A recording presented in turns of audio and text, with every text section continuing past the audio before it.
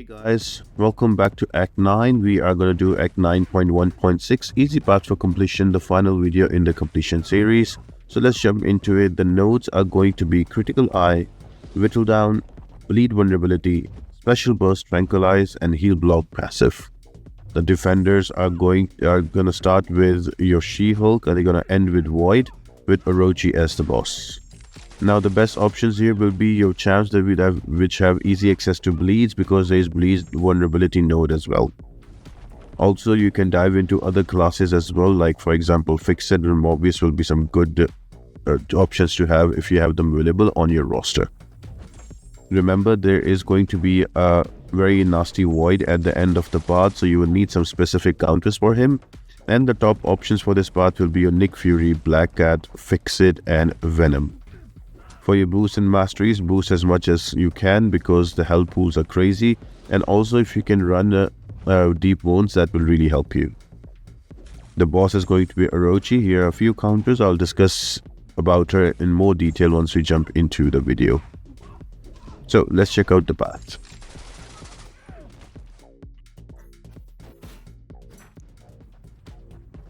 The first fight is going to be against a She-Hulk. I am bringing in a Venom. He is just amazing with Venom Relic on him. He will apply a lot of bleeds. Now, I am going to intercept a lot. That is a skill that you have to develop, but there is a few cues that you can use. You will always notice that I'm only going to intercept when the defender is below 1 bar of power and also in their corner. Otherwise, I will not attempt an intercept. Another thing, that when I attempt an intercept, I will attempt with a light attack. So right here, dash back and a light attack and let the defender dash in. If the defender does not dash in, I have easy chance to recover back. So that is how I do intercepts, and you will need a lot of those for this fight. You can see She-Hulk melting away. One thing you will notice that as soon as they use a special attack, right here, there is a Tranquilize on us. Now the Tranquilize reduces our ability accuracy to apply bleeds. So you can just wait out, you can dash back, you can wait out the unblockable, and then when the Tranquilize is off and there is no unblockable, then you can simply go with parry. So there is no harm in doing either way. You can go with intercepts, that fight will be a little faster, or you can go and wait out the Tranquilize and also the unblockables.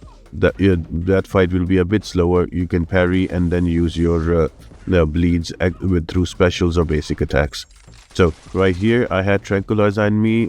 SP1 did not apply any kind of bleeds. I'm gonna use my relic here and then go back in. Now if I use SP1 again, it will not apply, but luckily the Tranquilize went off cooldown at the correct time. So you need to play around Tranquilize and also the special attacks. Now all the defenders on this path, they have easy evadable specials, so you will get your openings. You don't have to intercept every time because of that unblockable. And make sure that you have a 6-star relic equipped, because your spirit meter gain will be faster and you can go and prolong your combos. That will help you finish off the fight fast. I am using rank 3 7-star champions. I know not everybody has access to them, but if you use similar champions and you play very normally, you will be able to get them down. Because the health pools are so crazy, I would really suggest you to boost and run deep wounds.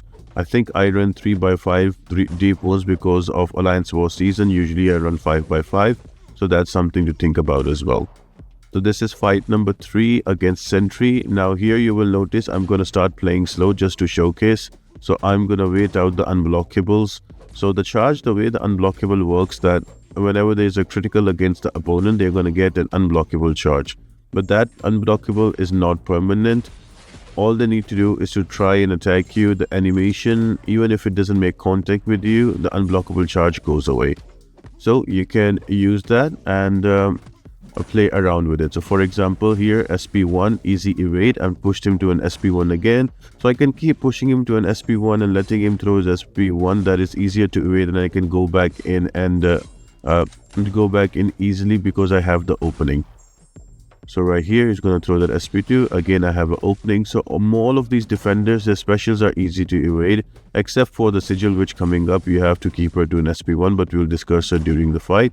But other than that, it's quite simple, and anytime that he does not have a full bar of power, you can use a striker in the previous combo to make sure you push the opponent over a bar of power. So the unblockable might seem daunting for an easy path, but it's actually not if you play it right.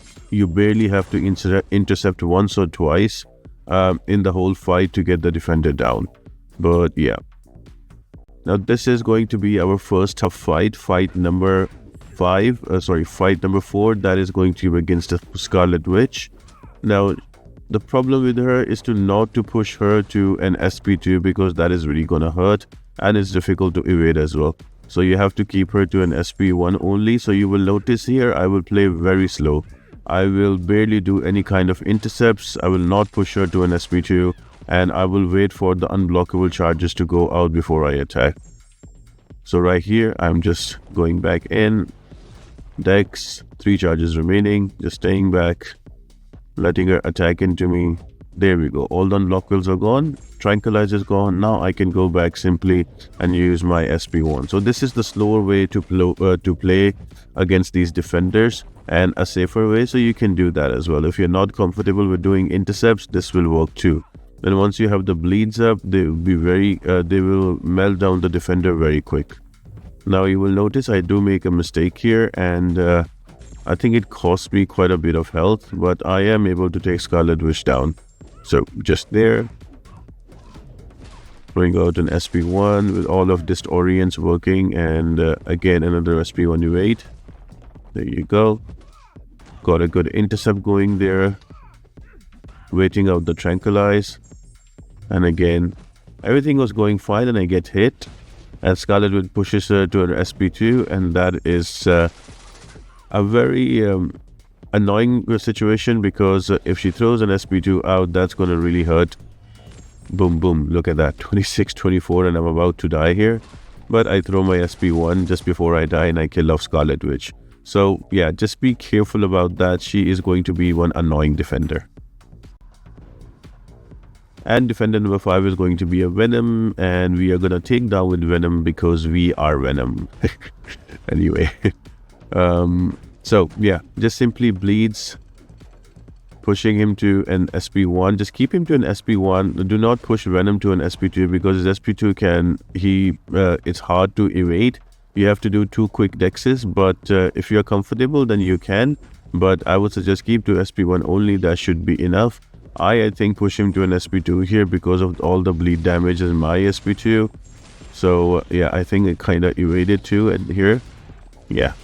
But the best way to do this fight is to keep him to an SP1, and then if you're not comfortable with intercepts, just wait out the unblockable and the Tranquilize. If you're comfortable with intercepts, go ham and you can finish off the fight very quick. Now final fight before the boss is going to be a Void. Now this is going to be one annoying fight because every time you will use a special, you will apply Tranquilize debuff on you, and with that debuff you will take damage. So in my opinion, the best of 2 options against Void is going to be Black Cat and Nick Fury, and I struggled a lot in this fight. You will notice that I was all left, right and center, and I was like getting hit. I got into my second life and I barely take out Void. So as I explained in the beginning of the video, you need to have a good counter to Void, otherwise he's going to eat you alive. But if you have all of your champions up and all of them have bleeds by this time, I think with 2 or 3 champions you can take out Void, but he is going to cause you some frustration. So don't worry about that, just play it slow and you should be alright. One good thing with Nick Fury is if you knock down the opponent with a heavy attack, all the non-damaging debuffs are going to be removed, so that works for my advantage against Void. I try to parry and heavy him quite a bit, but got clipped here twice with the unblockable now on my second life, which is a good and a bad thing, because as a good thing I can do a lot more damage. As a bad thing, I'm gonna take down much faster. So going into a relic again, trying to keep the bleeds up, because with bleeds I can do extra damage. Pushing him to an SP2 and evading and baiting. There we go. Tranquilize is up again, so nothing much I can do about it there. Just throwing an SP1 so all the non-damaging debuffs are removed, so I can go in and attack again. Now he has 6 charges, 8 charges. I can either do an intercept or I can stay back, so slowly I'm gonna play my way into it, and there you go guys. I think that is Void is down, and we are moving on to the Orochi boss. This is going to be my first takedown on the live server, so let's check it out.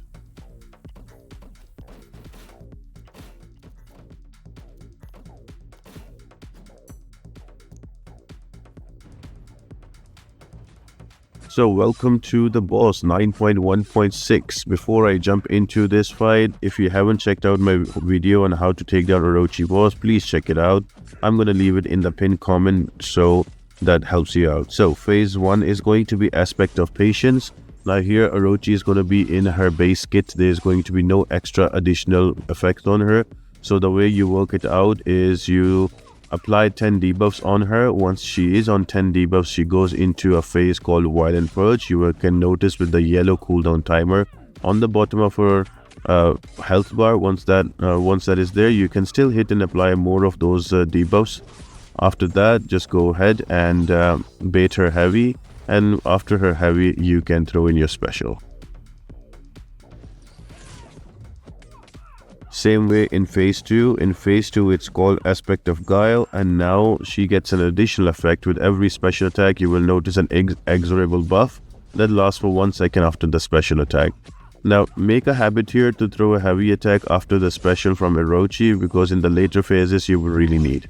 This fight is all about your resource space management.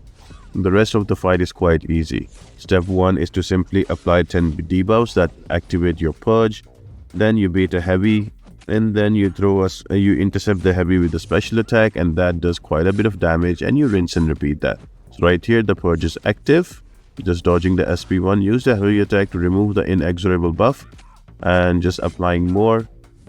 Heavy attack is there, and I use my special attack, and boom, phase 3.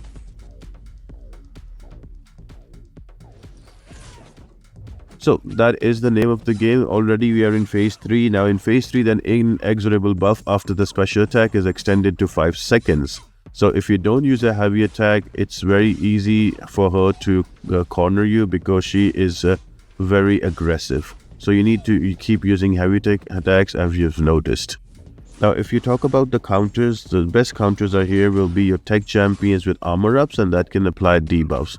The armor ups will help you reduce the passive damage from Orochi in your block from bleeds and poisons. So champions like Shuri, Guillotine 2099, Ironheart, Silver Centaurian, Prowler, all of these champions work really well.